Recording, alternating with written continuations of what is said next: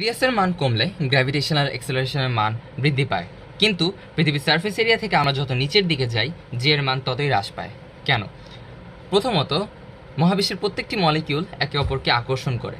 এখন পৃথিবীর top surface যদি আমরা একটা বস্তু রাখি এবং আস্তে আস্তে সেটাকে নিচে নামাই, এক্ষেত্রে প্রথমত কেন্দ্রের দিকে পৃথিবী তাকে আকর্ষণ করবে, এর ফলে একটা মান কাজ করবে এবং ঠিক বস্তুটার উপরে যেই বালু, মাটি বা অন্যান্য পদার্থগুলো থাকবে সেটাও তাকে আকর্ষণ করবে।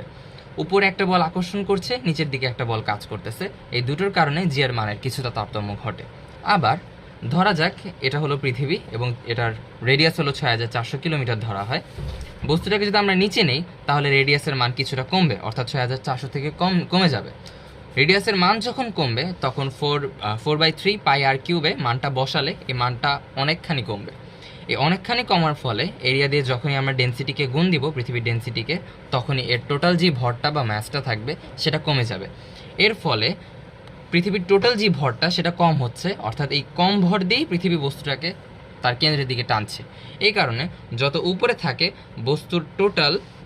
বস্তুটা যত উপরে থাকবে পৃথিবীর সারফেস এরিয়াতে তত বেশি পরিমাণে ম্যাস থাকবে, আর যত আমরা নিচের দিকে যাব তত ম্যাসটা কমতে থাকবে।